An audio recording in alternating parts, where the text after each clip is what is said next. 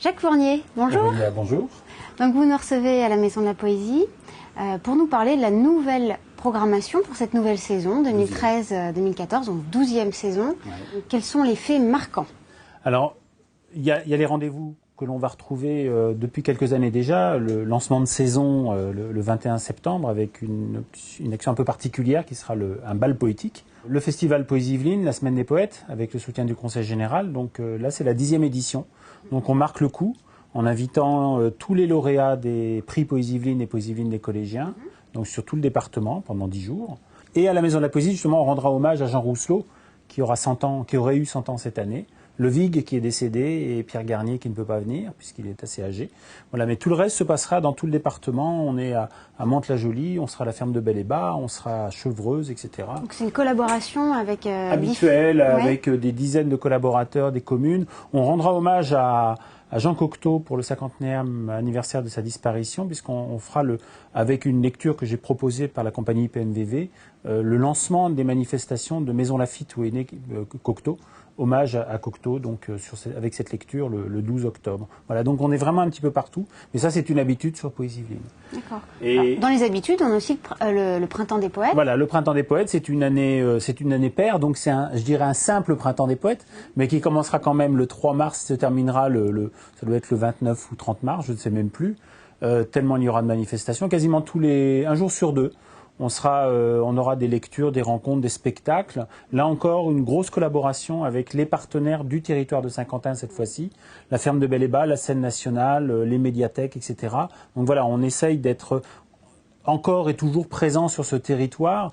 On l'investit, on fait en sorte de présenter la poésie là où est sa place, c'est-à-dire partout. Quelle est la programmation pour le jeune public? Alors pour le jeune public, on a des spectacles qui sont intégrés dans la programmation jeune public de Saint-Quentin en Yvelines. Alors il y aura, on va être associé au Festival du Conte en décembre avec une création de Bernard Moreau. On va suivre le Petit Poucet, mais à sa manière, de manière un peu plus peut-être plus difficile, plus dure qu'on l'entend habituellement, peut-être plus un retour aux sources du Petit Poucet, qui est un texte très difficile en réalité, très violent. Voilà, puis on s'associe avec la ferme de Bel-et-Bas sur sa journée Poésie de mars, avec des spectacles jeunes publics dans la journée, différentes choses qui seront proposées, dont Lucienne Deschamps et Allons enfants de la poésie qu'on a fait créer à Magny-les-Hameaux. Voilà, et puis il y aura aussi une collaboration avec Odyssée 78, la Biennale de théâtre. Il y a un projet avec Noémie Boutin au violoncelle d'entrer dans une poésie ludique, sonore, avec de la musique. Donc on va proposer le spectacle ici. Voilà. Et il y aura aussi, on va proposer, mais pour des plus grands, une découverte de Pablo Picasso, poète, à travers le travail qu'a fait Bernard Ascal, qui vient d'avoir un coup de cœur de l'Académie Charles Cros pour le merveilleux ouvrage CD plus livret plus livre sur la poésie de Pablo Picasso que peu de gens connaissent. Alors la poésie sonore, on va l'entendre aussi, ce qu'on appelle la poésie sonore, puisqu'on va accueillir Germain Reuze avec une collaboration avec l'Université de Saint-Quentin-en-Yvelines dans le cadre d'un colloque sur la poésie hors le livre. On va avoir Valérie Rousseau qui travaille beaucoup l'oralité.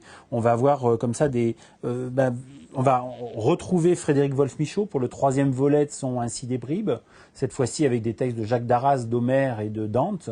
Donc voilà, tout un travail sur l'oralité, sur la manière de prendre la parole par le poème pour la transmettre. Cette année, Monique Dorcel est aussi mise à l'honneur. Alors Monique Dorcel, oui, parce que c'est une grande dame du théâtre et de la poésie qui a créé à Bruxelles le théâtre poème qui a été un lieu mythique, elle a quitté la direction il y a peu de temps. Et c'est une dame qui connaît des centaines de textes par cœur, qui a mis en scène tous les poètes contemporains et les anciens aussi. Une manière de remercier une grande dame du théâtre et de la poésie. C'est vraiment pour la remercier pour ce qu'elle fait, parce que je crois qu'elle fait partie de ces gens qui m'ont donné le goût à la poésie, mais aussi à la monstration du poème sur la scène, telle qu'elle le fait elle-même.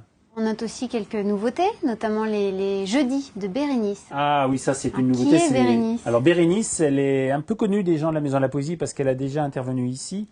Elle est musicienne, c'est Bérénice Catala, elle est violoncelliste, elle habite Versailles. C'est une merveilleuse violoncelliste que j'ai découvert il y a quelques années.